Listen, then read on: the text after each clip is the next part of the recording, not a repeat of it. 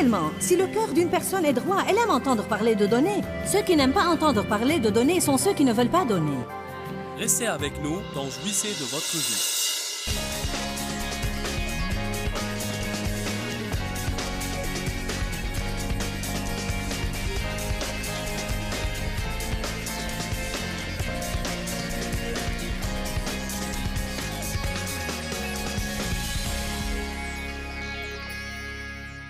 Dans Galates 5, verset 16, la Bible dit « Marchez selon l'esprit, et vous n'accomplirez pas les désirs de la chair. » Nous devons comprendre que la Bible ne nous enseigne pas et ne nous promet jamais que les désirs de la chair vont simplement s'en aller.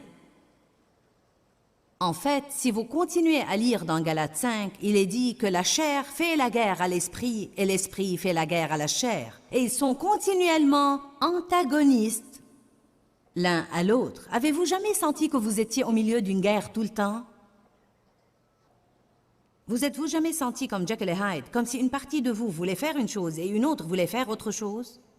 Pas étonnant que Paul ait dit dans Romains 7, 24, « Ô misérable que je suis, qui me délivrera de ce corps de mort? La chose que je veux faire, je ne la fais pas, et la chose que je ne veux pas faire, je finis par la faire. » Paul décrivait vraiment certaines des choses qu'il a endurées dans son apprentissage, et Paul a appris des choses juste comme j'ai appris des choses, et tout comme vous apprenez des choses. Car dans Philippiens 4, verset 11, il dit « J'ai appris à être content. » Donc nous apprenons et nous grandissons tout le temps au niveau de marcher selon l'esprit, qui est en fait ce que Dieu nous a appelés à faire. Nous sommes appelés à marcher selon l'esprit. Marchez selon l'esprit et vous n'accomplirez pas les désirs de la chair. Il s'agit vraiment de choix. De choix continuels, quotidiens, à tout moment. En fait, je veux vous parler pour un instant des moyens de reconnaître la chair. Nous devons pouvoir reconnaître facilement ce qui est de la chair et ce qui est de l'esprit. Par exemple, la chair a des traits de caractère et l'esprit a des traits de caractère. L'esprit, par exemple, est doux. Il mène, guide, incite, essaye de nous fournir des informations qui nous épargnent les ennuis, sans toutefois nous forcer ni faire pression sur nous, là où la chair manipule, contrôle, exige et impose. Avez-vous jamais senti une pression de votre chair? Spécialement les gens qui ont une sorte de dépendance dans leur vie ou qui luttent contre une sorte de dépendance connaissent cette sorte de pression que la chair peut faire sur eux. Même si vous devenez habitué à manger un dessert après chaque repas, je veux dire, vous pouvez être tellement rassasié que vous pouvez à peine bouger, mais arrivé à la fin du repas, la chair dit « Je veux le dessert. Amenez-moi mon dessert. » C'est une pression. Je veux dire, vous pouvez littéralement sentir une pression, comme si votre chair ne va pas se taire et se calmer avant que vous lui donniez ce qu'elle veut. En fait, dans Romains chapitre 8, versets 12 et 13, dans la Bible amplifiée, la chair est appelée le dictateur. On y parle des ordres de la chair, vivre selon la chair. Si vous vivez selon la chair, vous allez mourir. Donc, quand vous sentez la pression, même en tant que jeune croyante, quand j'apprenais à écouter la voix de Dieu, ce que peut-être beaucoup de vous dans cet endroit font en ce moment, peut-être que ça ne fait pas longtemps que vous marchez avec le Seigneur et vous avez juste découvert que Dieu va en fait vous parler, vous mener et vous guider, et que vous pouvez l'entendre et qu'il va vous dire que faire et vous montrer que faire. Lorsque j'ai commencé à me rendre compte que je pouvais entendre Dieu, j'ai toujours voulu m'assurer que je faisais tout ce que Dieu me demandait de faire. Mais au début, parfois, vous ne pouvez pas savoir juste si vous entendez Dieu, ou si vous vous entendez vous-même, ou si vous entendez le diable ou autre. Un des moyens dont Dieu m'a apprise à être capable de savoir si je l'entendais ou non était que si je recevais une sorte de directive, une sorte de parole ou un sentiment qui me poussait à faire quelque chose, même si c'était une chose comme appeler quelqu'un et lui dire quelque chose, ou aller chez quelqu'un et lui donner quelque chose, si je sentais une pression pour le faire, Dieu m'a montré que ce n'est pas la manière dont il opère. Dieu ne fait pas pression sur nous. Rappelez-vous ça, il mène, il guide, il nous incite à faire les choses, il nous donne un choix.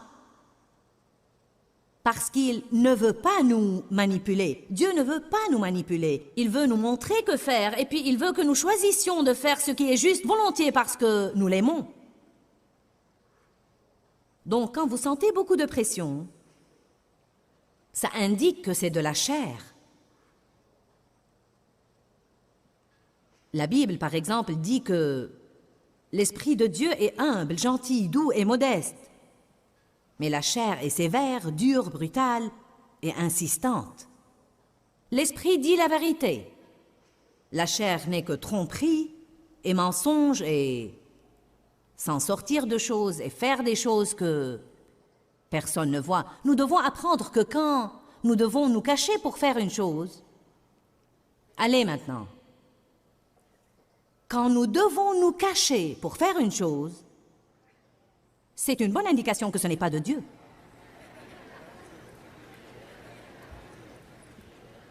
Si vous recevez un coup de fil personnel au travail et le patron entre, je veux dire que c'est un des moyens pour aider les croyants à apprendre à discerner quand ce que nous faisons est de la chair et quand ce que nous faisons est de l'esprit. Si vous ne pouvez pas prendre des fournitures de votre bureau devant votre patron, alors vous ne devez pas les prendre derrière son dos. Allez maintenant, je vous dis la vérité. Si vous allez jouer sur l'Internet au bureau, durant les heures de travail, si vous ne le faites pas quand le patron vous voit, alors vous ne devez pas le faire quand il tourne le dos. Nous faisons trop de choses en pensant que personne ne nous voit et que nous nous en sortons, quand en réalité il y a un œil qui voit tout le temps. Et la vérité c'est que Dieu voit tout ce que nous faisons et nous devons vivre devant Dieu et ne pas penser que nous nous en sortons de quoi que ce soit, car ce n'est pas le cas. Dites tous à voix haute, je ne m'en sors de rien.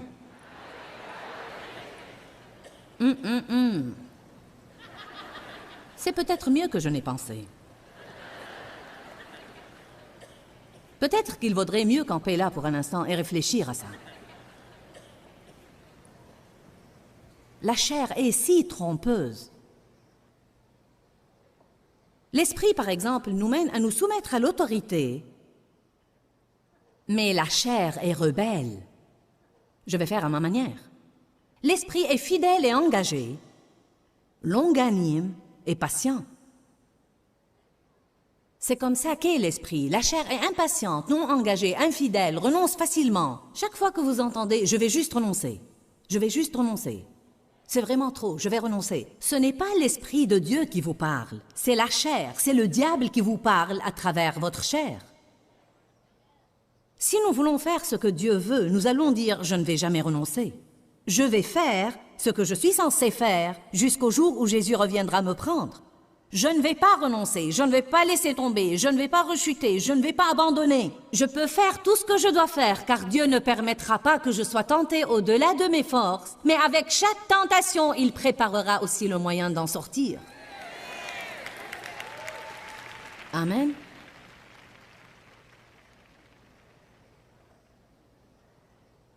L'esprit est excellent, il ne se compromet jamais. Et il fait toujours infiniment plus et au-delà de tout ce que vous pouvez jamais oser espérer, demander ou penser. Nous avons besoin aujourd'hui de personnes qui acceptent de faire le 1000 supplémentaire. Nous avons besoin de personnes aujourd'hui qui font un peu plus qu'ils ne doivent faire chaque fois. Nous devons être comme ces 5 vierges sages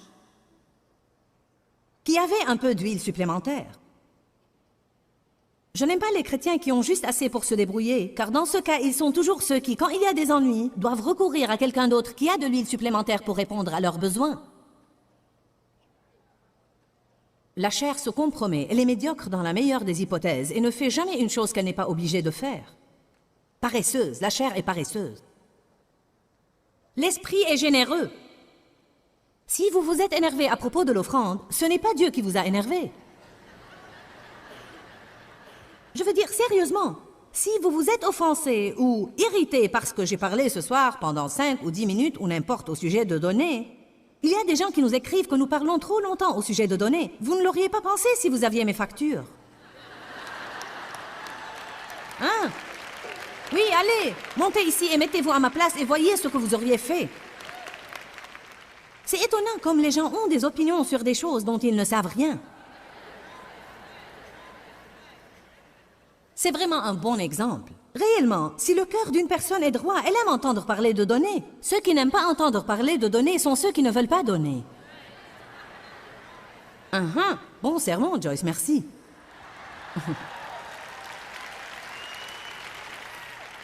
Il faut un examen de motif ici. Donc l'esprit est généreux, aime donner, se réjouit dans la prospérité des enfants de Dieu, mais la chair est vraiment avare, rancunière, jalouse et envieuse. Une chose est sûre, si vous voyez quelqu'un d'autre béni et vous êtes jaloux, vous devez dire tout de suite c'est la chair. L'esprit, et c'est important ici, l'esprit établit notre culpabilité mais ne nous condamne jamais. Au moment où vous sentez la condamnation, vous devez dire tout de suite c'est du diable. Car tout ce que vous devez faire, c'est lire Romains 8, où il est dit « Qui va nous condamner? Est-ce Jésus? Il est mort pour nous. » Dieu ne nous condamne pas. Il a envoyé Jésus pour mourir pour nous. Donc, soit nous nous condamnons, soit nous laissons le diable le faire. Le diable veut nous talonner et nous avoir sous quelque chose tout le temps. Et vous savez ce que la condamnation fait. Vous êtes vraiment sous tout. Il ne s'agit pas d'avoir votre péché pardonné et en être purifié et vous en débarrasser et avancer comme la Bible vous dit de le faire, mais c'est être sous quelque chose tout le temps, avoir mauvaise conscience. Le diable veut que vous ayez mauvaise conscience à propos de vous-même. Vous avez mauvaise conscience, Dieu ne peut pas se servir de vous pour servir quelqu'un d'autre. Dieu toutefois va établir notre culpabilité, nous amener à nous repentir, nous purifier et puis nous aider à entamer l'étape suivante. Amen. Nous devons sortir de dessous cette stupide condamnation. La condamnation ressemble à un manège. Vous y montez et il n'y a pas de place pour descendre. Et vous passez tout votre temps à lutter contre la condamnation et vous n'avez plus d'énergie pour marcher selon l'esprit. Marchez selon l'esprit et vous n'accomplirez pas les désirs de la chair. Nous ne sommes pas censés lutter contre la chair tout le temps. Nous devons nous concentrer à marcher selon l'esprit. Oubliez tout ce que vous faites de travers. Vous n'êtes pas obligé de donner à Dieu une liste tous les jours. Il sait déjà. Repentez-vous, obtenez son pardon et allez de l'avant et concentrez-vous à marcher selon l'esprit.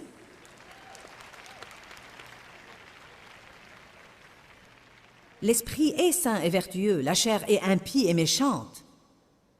L'esprit, bien sûr, marche toujours selon la charité et la représente, ce qui se manifeste dans la patience, la gentillesse, la docilité, l'humilité, le désintéressement, le pardon, la miséricorde, la maîtrise de soi. Mais je veux dire, la chair est haineuse.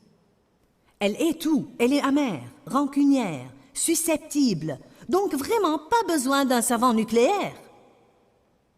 Je veux dire vraiment, si nous faisions un petit peu attention à ce que nous ressentons, les sentiments que nous avons, les attitudes que nous adoptons, le cadre de nos pensées, notre façon d'agir, les choses que nous sommes tentés de faire, si nous faisions un petit peu attention à ça, il ne faudrait pas vraiment un savant nucléaire pour discerner l'esprit de la chair. J'aurais probablement pu amener n'importe qui de vous ici sur l'estrade, sans même avoir lu cette liste ou sans même en avoir parlé, et j'aurais pu vous demander... Et même si vous lisiez la Bible depuis peu de temps seulement, vous auriez répondu correctement à chacune de ces questions. Donc, nous devons simplement faire attention à ceux qui essayent d'opérer à travers nous et dire oui aux bonnes choses et non aux mauvaises choses. Amen. Oui aux bonnes choses et non aux mauvaises choses. Maintenant, je suppose que vous êtes toujours à l'épître aux Galates. Donc revenez à Galates 5 si vous l'avez quitté, et si vous êtes toujours là-bas, nous allons le relire. Je veux relire le verset par lequel j'ai commencé. Galates 5, 16. Je dis donc marchez. Dites tous marchez. Jetons un coup d'œil ce soir à ce mot marcher et ce que ça veut dire. Marchez et vivez habituellement, dit la Bible amplifiée. J'aime ça, car il veut dire que vous devez former de nouvelles habitudes. Habituellement par le Saint-Esprit, réceptif et contrôlé et guidé par le Saint-Esprit. Et ainsi, vous n'allez certainement pas satisfaire les besoins maladifs et les désirs de la chair. Donc cela me dit, si je vais écouter le Saint-Esprit et faire ce qu'il me demande de faire, alors je n'accomplirai pas les désirs de la chair. Peut-être qu'ils sont là hurlant après moi, mais je ne vais pas les accomplir. Si je suis les encouragements du Saint-Esprit, exemple, la semaine dernière, Dave voulait que je fasse une chose qu'en aucune façon, aucunement, même pas le moins du monde je voulais faire. Y a-t-il quelqu'un ici qui se heurte jamais à ça? Avec un époux, ou avec un patron, ou avec n'importe qui.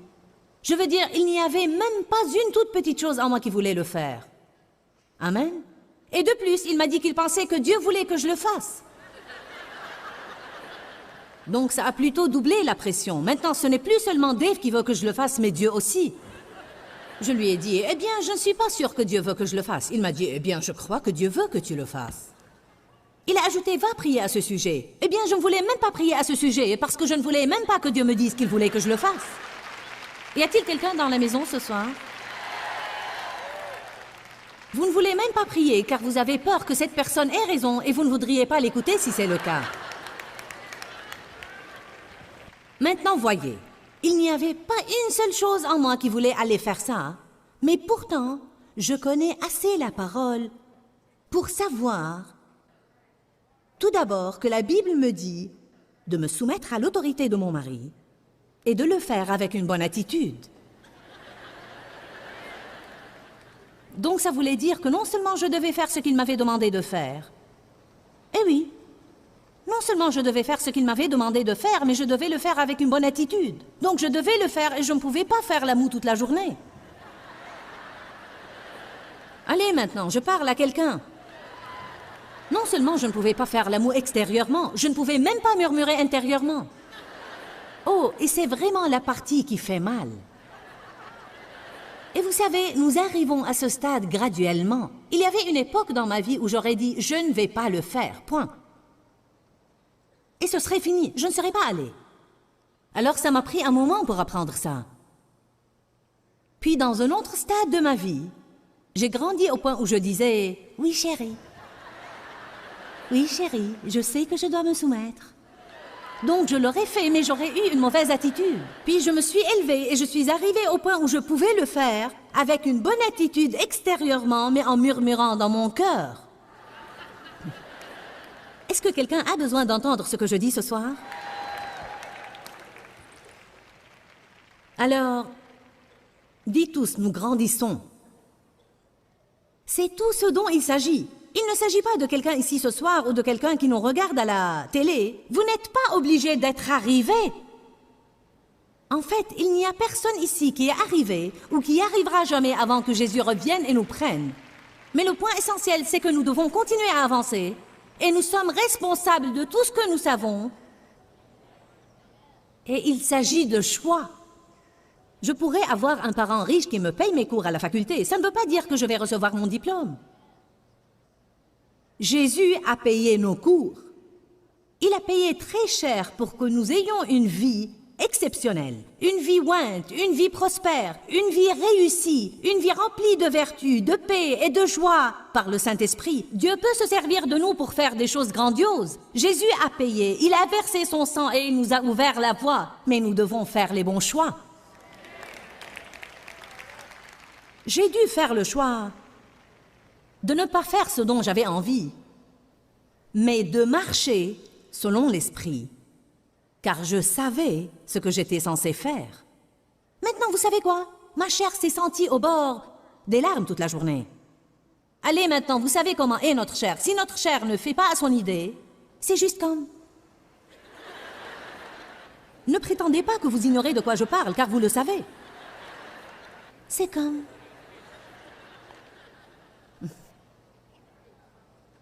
Mais Dieu soit loué.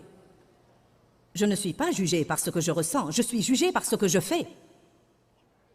Parfois, mes frères, vous n'y pouvez rien. Si vous choisissez de faire ce qu'il faut, Dieu va vous honorer pour ça. Amen. Car parfois, faire ce qui est juste quand vous n'avez pas de sentiments pour vous appuyer et pour vous soutenir est même plus important que d'avoir tous les sentiments ardents et vouloir faire tout ce qui est juste. Nous allons parler longuement demain soir des sentiments. Alors ne ratez pas demain soir car nous avons tous des sentiments. Galates 5, 25. Si nous vivons par l'Esprit, marchons aussi selon l'Esprit. Si par l'Esprit nous avons notre vie en Dieu, dans ce cas, avançons Marchons dans cette ligne. Que notre conduite soit contrôlée par l'Esprit.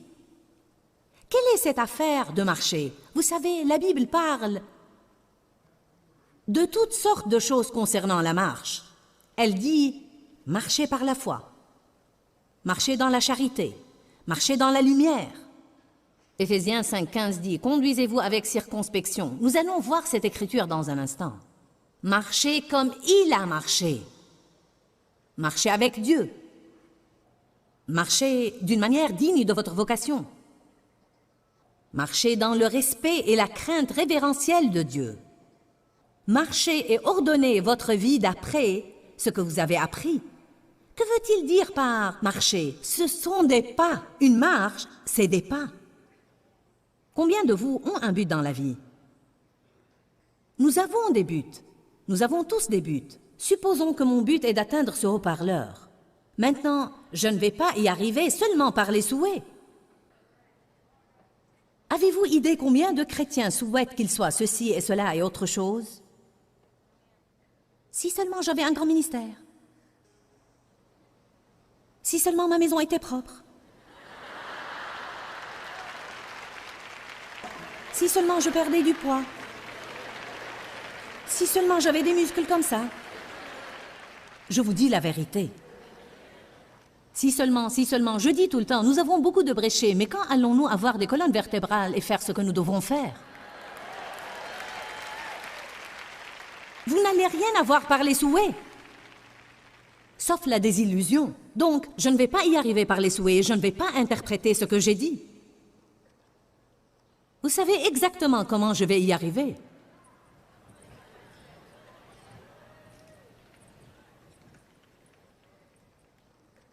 J'y suis arrivée, je suis contente de l'avoir fait.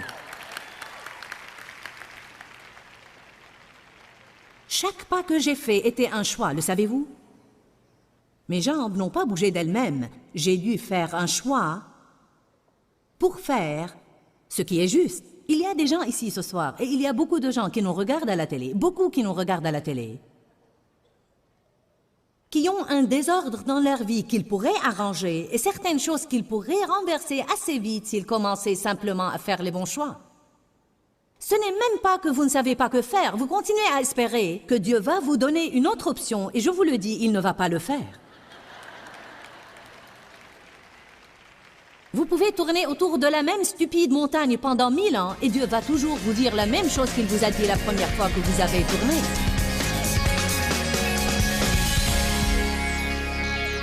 Nous voulons tous avoir une longueur d'avance sur le diable et c'est un sujet très important dont nous avons parlé aujourd'hui. Continuez à marcher quand le diable est en train de rôder. Ce que je veux dire par là, c'est qu'il ne faut pas renoncer. C'est la clé. Refusez de renoncer. L'endurance est la clé pour l'exaucement de votre prière et de jouir vraiment de la gloire de Dieu dans votre vie. Donc je veux vous encourager aujourd'hui, quel que soit ce que vous endurez, et quelle que soit sa durée, continuez absolument à marcher et rappelez-vous, une marche, c'est un petit pas à la fois. Peut-être que vous n'allez pas sentir que vous faites un grand progrès, mais si vous continuez à marcher, vous allez vous en sortir de ces moments que vous traversez et vous allez connaître la gloire de Dieu dans votre vie. Rappelez-vous, quel que soit ce que vous endurez, ça aussi va passer. Vous savez, vous n'êtes pas les seuls qui doivent se dire ça. Je dois me dire ça quand des choses se passent dans ma vie. Parfois, Dave et moi, nous nous encourageons et il me dit « Joyce, ça aussi va passer ».